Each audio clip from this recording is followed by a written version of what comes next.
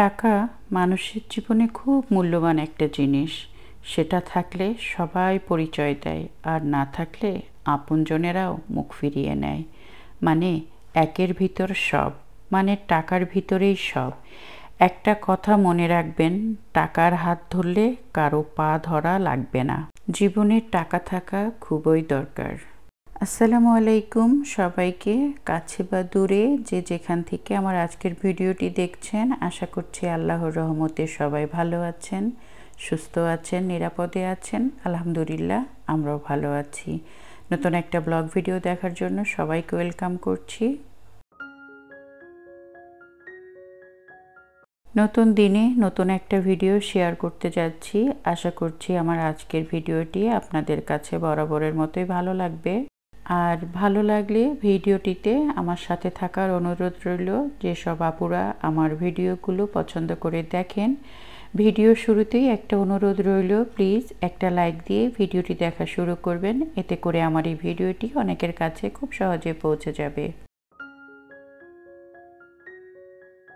আজকে ভিডিওটা শুরু করলাম সকাল থেকে নিয়ে সন্ধ্যা পর্যন্ত কি করি।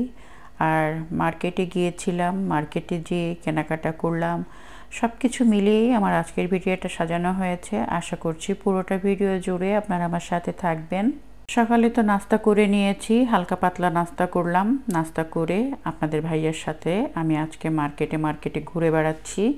অনেক কিছু কেনাকাটা করার আছে, যেহেতু বিয়ে বলে কথা। বিয়ের যখন ধুম পড়ে যায় তখন দেখা যায় 2-3টা প্রোগ্রাম থাকে। আর 2-3টা প্রোগ্রাম থাকলে তো কেনাকাটা অবশ্যই করতে হয়। আর আমরা প্রবাসী, আমাদের তো বাংলাদেশের মতো হুটহাট করে মার্কেটে যাওয়া হয় না। যেদিন হাজব্যান্ডের অফ থাকে ওই দিন চেষ্টা করি আমরা একটু মার্কেটে যাওয়ার জন্য। আর হাজব্যান্ডকে সাথে নিয়েই আমি সবসময় কেনাকাটা করি। আমি একা কখনোই ওইরকম করে যে একা কেনাকাটা করি না। বাংলাদেশে যখন যাই তখন তো আগে আমার বোনদের সাথে যে কেনাকাটাগুলো করতাম, আর এখন দুবাই শহরে আপনাদের ভাইয়াকে সাথে নিয়ে আমি সবসময় কেনাকাটা করি। এখান থেকে বেশ কিছু কসমেটিক্স কিনলাম।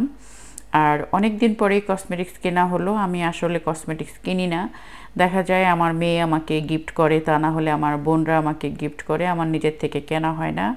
এবার আমার নিজের থেকেই বেশ কয়েকটা জিনিস কেনাকাটা করলাম। সাথে এখান থেকে বেশ কিছু নেহার জন্য ড্রেস কিনলাম।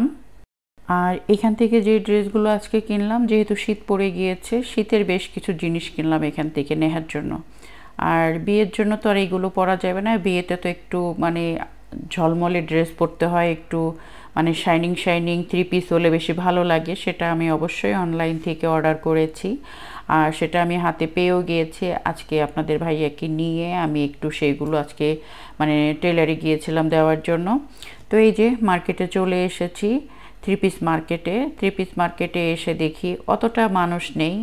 ঈদের সময়ও কিন্তু খুব একটা ভিড় থাকে না, 2-1 দিন আগের থেকে ভিড় থাকে ঈদের, তাছাড়া কিন্তু ওই রকম একদম ভিড় থাকে না। আর আমি মনে করি দুবাই শহরে যারা থাকে তারা প্রতি বছরই দেশে যায়, তো দেশ থেকেই বেশিরভাগ সময় তারা শপিং করে নিয়ে আসে। আর এই ধরনের কাপড় চোপড়ের শপিংগুলো আমার মনে হয় দেশেই ভালো। ওই যে দেখেন আপনাদের ভাইয়ার হাতে সব পুটলাগুলো ধরিয়ে দিয়েছি। আসলে ছেলে মানুষ কিন্তু মার্কেটে আসলে তারা এই ধরনের ব্যাগগুলো ক্যারি করে। আপনাদের ভাইয়া আমার হাতে কখনো ব্যাগ দেয় না, ও নিজের থেকেই ব্যাগগুলো নেয়। ও হাঁটতে যাচ্ছে, আমি একটু পিছন দিক দিয়ে ভিডিও করলাম। তারপরে তো ড্রেসগুলো টেলারে দিয়ে আসলাম। আর অনেকগুলো হেজাব কিনেছি, 7-8টা হেজাব কিনেছি। এই যে হেজাবগুলোকে এখন সুন্দর করে রাখবো। আর ঘরের ভিতরে তো শপিং করে আসলে একদম পুরো গ্যাদারিং হয়ে যায়, ময়লা হয়ে যায়, দেখলেনই তো নিচে একদম পলিথিনে ভরা। সব কিছু আস্তে আস্তে আমি এখন গুছিয়ে নেওয়ার চেষ্টা করব। তো শপিং করে আস্তে প্রায় বিকাল হয়ে গিয়েছিল বাসায়। তো বাসায় আসলাম, এগুলো এখন গুছিয়ে রাখছি। একটা সময় ছিল সবার কথা চিন্তা করে শুধু শপিংই করেছি, নিজের জন্য কিন্তু কখনোই শখ করে একটা জিনিসও কিনতে চাইনি। আপনাদের ভাইয়া সব সময় আমাকে বলতো, তুমি নিজের জন্য কেন। আমি বললাম যে সবাই আগে কিনে নি, তারপরে কিনবো। দেখা গিয়েছে আমি কিন্তু আর কেনাকাটা করিনি।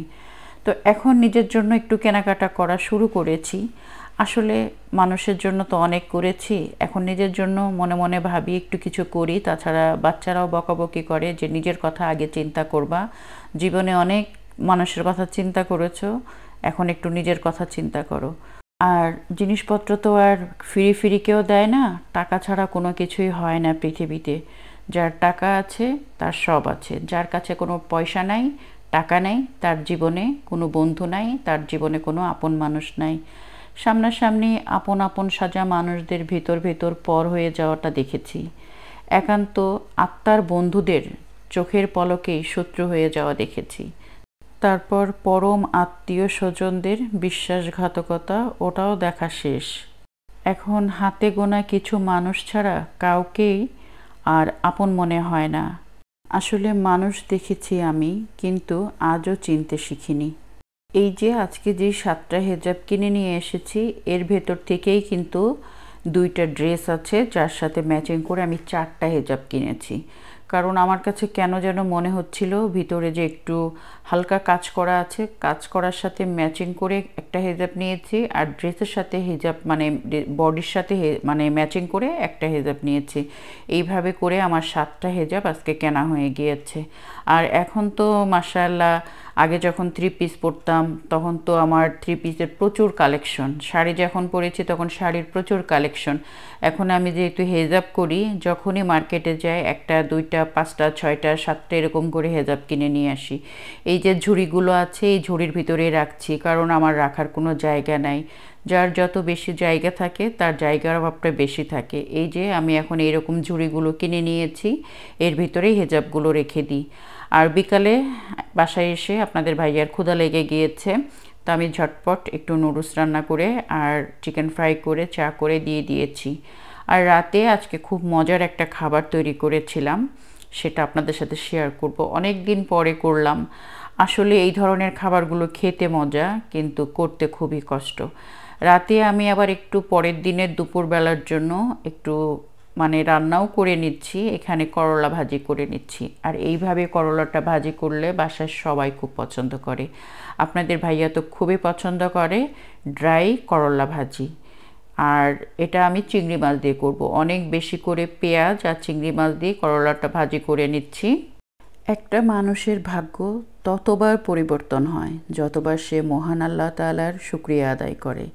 আলহামদুলিল্লাহ, আমরা যতবার আল্লাহ তাআলার শুকরিয়া আদায় করব, আল্লাহ তাআলা ততবার আমাদের ভাগ্য পরিবর্তন করে। কখনো কাউকে অবহেলা করতে হয় না। একদিন যাকে অবহেলা করা হয়, আল্লাহ তাআলা চাইলে তার ভাগ্য পরিবর্তন করতে পারে, পরিবর্তন করেও। এই কথাটা আমি বিশ্বাস করি। আর এই যে দেখেন, আমি কিন্তু হাঁসের মাংস রান্না করে নিচ্ছি।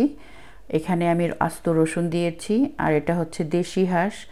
আমি দুবাই থেকেই কিনেছিলাম হাঁসটা, কিন্তু অতটা তেল হয়নি, কিন্তু খেতে কিন্তু খুবই মজা হয়েছিল। যাই হোক, রাতে আমি আজকে চালের আটার রুটি তৈরি করব, হাঁসের মাংস দিয়েই খাবো। আর একটু করলা ভাজি করলাম, যেহেতু হাঁসের মাংসটা থাকবে, পরের দিন এই হাঁসের মাংস দিয়ে করলা ভাজি দিয়ে দুপুরে আমার হয়ে যাবে। আমার আর কষ্ট করে রান্না করতে হবে না। জীবনে কিছু পাই আর না পাই, দুটো জিনিস প্রচুর পেয়েছি। সেগুলো হলো কষ্ট আর টেনশন। যাদের জন্য অনেক করেছি তাদের কাছ থেকে প্রচুর কষ্ট পেয়েছি। আর যার টাকা বেশি তার আপন মানুষ বেশি, যার টাকা নাই তার কেউ নাই, আপন মানুষও পর হয়ে যায়। পৃথিবীর নিষ্ঠুরতম সত্যি হলো, আপনার উপকারের কথা মানুষ বেশি দিন মনে রাখে না। আপন ভাই বোন হোক আর পাড়া প্রতিবেশী হোক, রক্তের যে কোনো সম্পর্কই হোক না কেন, সবাই কিন্তু স্বার্থের জন্য ঘোরে। আপনি হয়তো মনে করছেন আপনার একজন ভাই খুব কষ্টে আছে, কষ্ট বলতে তার একটু আপনার থেকে পয়সা কম আছে, আপনি তার জন্য অনেক কিছু স্যাক্রিফাইস করছেন। একটা সময় দেখা যাবে সে বলবে, তুমি কি দিয়েছো আমাকে, আমার জন্য কি করেছো। পৃথিবীটাই কিন্তু এইভাবে চলছে। রক্তের সম্পর্ক ও আত্মার সম্পর্ক এখন প্রায় বিলুপ্তির পথে চলছে, শুধু স্বার্থের সম্পর্কই জমজমাটভাবে। যার জন্য যতটুকুই করেছি না কেন, নিঃস্বার্থভাবেই করেছি। সবাই ভালো থাকুক সেই দোয়াটাও সবসময় করেছি, এখনও করি।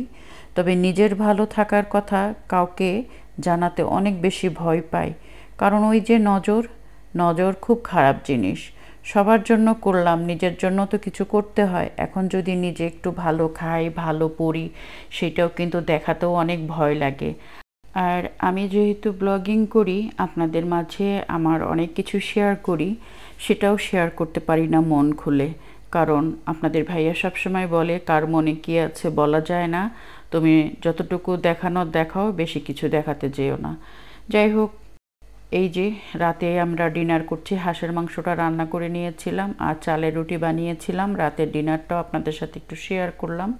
আর ভিডিও বড় করছি না, ওইভাবে শপিংগুলো আজকে দেখাতে পারলাম না। নেক্সট কোনো ব্লগে ইনশাল্লাহ শপিংগুলো নিয়ে এসে দেখাবো, যেহেতু টেলারে দেওয়া আছে, যেদিন আনবো ওই দিন শেয়ার করব। আজকের মতো ভিডিওটা শেষ করছি। আল্লাহ হাফেজ।